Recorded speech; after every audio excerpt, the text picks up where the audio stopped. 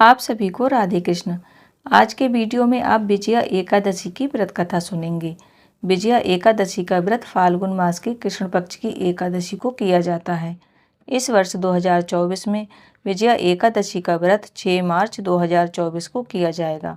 विजया एकादशी का व्रत करने से भगवान विष्णु की कृपा प्राप्त होती है और हमें चारों तरफ जीवन में विजय प्राप्त होती है।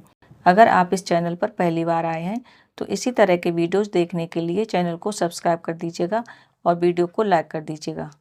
और आपने चैनल को पहले से ही सब्सक्राइब किया हुआ है तो भगवान विष्णु की कृपा आपको प्राप्त हो। इसी कामना के साथ आज का वीडियो शुरू करते हैं। महाराज युधिष्ठिर भगवान श्री कृष्ण से बोले कि हे वासुदेव, फाल्गुन मास में कृष्ण पक्ष में कौन सी एकादशी होती है, कृपया करके बतलाइए। भगवान श्री कृष्ण बोले, युधिष्ठिर, एक बार नारद जी ने कमल के आसन पर विराजमान होने वाले ब्रह्मा जी से प्रश्न किया, हे सुरश्रेष्ठ, फाल्गुन के कृष्ण पक्ष में जो विजया नाम की एकादशी होती है, कृपया उसके पुण्य का वर्णन कीजिए। ब्रह्मा जी ने कहा, नारद सुनो, मैं एक उत्तम कथा सुनाता हूँ जो पापों का हरण करने वाली है। यह व्रत बहुत ही प्राचीन, पवित्र और पापनाशक है। यह विजया नाम की एकादशी राजाओं को विजय प्रदान करती है, इसमें तनिक भी संदेह नहीं है। पूर्व काल की बात है, भगवान श्री रामचंद्र जी 14 वर्ष के लिए वन में गए हुए थे और वहां पंचवटी में माता सीता तथा लक्ष्मण के साथ रहने लगे। वहां रहते समय रावण ने छल पूर्वक श्री राम की पत्नी सीता का हरण कर लिया। उस दुख से श्री राम व्याकुल हो उठे। उस समय सीता की खोज करते हुए वे वन में घूमने लगे। कुछ दूर जाने पर उन्हें जटायु मिले, जिनकी आयु समाप्त हो चुकी थी। इसके बाद उन्होंने वन के भीतर कबंध नामक राक्षस का वध किया। फिर सुग्रीव के साथ उनकी मित्रता हुई। तत्पश्चात श्री राम के लिए वानरों की सेना एकत्रित हुई।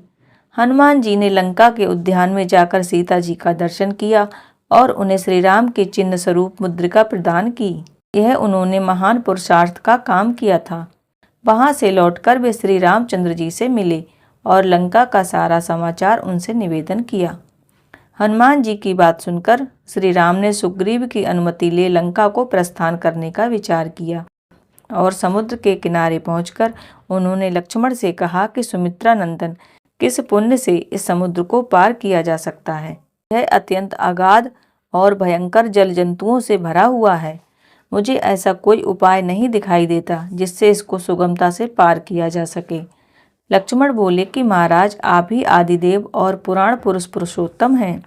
आपसे क्या छिपा है। यहाँ द्वीप के भीतर बकदालभ्य नामक मुनि रहते हैं। यहाँ से आधे योजन की दूरी पर उनका आश्रम है। रघुनंदन, उन प्राचीन मुनीश्वर के पास जाकर उन्हीं से इसका उपाय पूछिए। लक्ष्मण की अत्यंत सुंदर बात सुनकर श्री रामचंद्र जी वहां मुनि बकदालभ्य से मिलने के लिए चले गए। वहां पहुंचकर उन्होंने मस्तक झुकाकर मुनि को प्रणाम किया। मुनि उनको देखते ही पहचान गए कि ये तो पुरुषोत्तम श्री राम जी हैं, जो किसी कारणवश मानव शरीर में अवतरण हुए हैं। उनके आने से महर्षि को बड़ी प्रसन्नता हुई। उन्होंने पूछा कि हे श्री राम, आपका यहाँ किस प्रकार आगमन हुआ। श्री राम जी बोले, ब्राह्मण, आपकी कृपा से राक्षसों सहित लंका को जीतने के लिए सेना के साथ समुद्र के किनारे आया हूँ। हे मुनि, जिस प्रकार समुद्र पार किया जा सके वह उपाय बतलाइए और मुझ पर कृपा कीजिए। बकदालभ्य ने कहा कि श्री राम, फाल्गुन मास के कृष्ण पक्ष में जो विजया नाम की एकादशी होती है उसका व्रत करने से आपकी विजय होगी। निश्चय ही आप अपनी वानर सेना के साथ समुद्र को पार कर लेंगे। अब इस व्रत की फलदायक विधि सुनिए। 10वीं का दिन आने पर एक कलश स्थापित करें। वह सोने, चांदी, तांबे अथवा मिट्टी का भी हो सकता है। उस कलश को जल से भरकर उसमें पत्र डाल दें। उसके ऊपर भगवान नारायण की मूर्ति स्थापित करें। फिर एकादशी के दिन प्रातः काल स्नान करें। कलश को पुनः स्थापित करें। माला, चंदन, सुपारी तथा नारियल आदि के द्वारा विशेष रूप से उसका पूजन करें।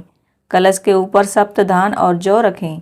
गंध, फूल, दीप और भांति भांति के नैवेद्य से पूजन करें। कलश के सामने बैठ उत्तम व्रत कथा आदि के द्वारा समय व्यतीत करें तथा रात में वहीं बैठकर जागरण करें। अखंड व्रत की सिद्धि के लिए घी का दीपक जलाएं। फिर द्वादशी के दिन सूर्य उदय होने पर उस कलश को किसी जलाशय के समीप, नदी, झरने या पोखरे तट पर जाकर स्थापित कर दें। और उसकी विधिवत पूजा करके देव प्रतिमा सहित उस कलश को ब्राह्मण के लिए दान कर दें। महाराज, कलश के साथ ही और भी बड़े बड़े दान देने चाहिए। हे श्री राम, आप इसी विधि से विजया एकादशी का व्रत कीजिए, इससे आपकी विजय होगी। ब्रह्मा जी कहते हैं कि नारद, यह सुनकर श्री रामचंद्र जी ने मुनि के कहे अनुसार उस समय विजया एकादशी का व्रत किया। उस व्रत के करने से श्री रामचंद्र जी की विजय हुई। उन्होंने संग्राम में रावण को मारा, लंका पर विजय पाई और सीता को प्राप्त किया। जो मनुष्य इस विधि से व्रत करते हैं उन्हें इस लोक में विजय प्राप्त होती है और उनका परलोक में भी अक्षय बना रहता है। भगवान श्री कृष्ण कहते हैं कि हे युधिष्ठिर, इस कारण विजया एकादशी का व्रत करना चाहिए। इस कथा को पढ़ने और सुनने से वाजपेयी यज्ञ का फल प्राप्त होता है। भगवान श्री हरि की कृपा आप सभी को प्राप्त हो, इसी कामना के साथ आज का वीडियो यहीं पर समाप्त करती हूँ। अगर आज का वीडियो आपको पसंद आया हो तो वीडियो को लाइक और चैनल को सब्सक्राइब कीजिएगा। राधे कृष्ण।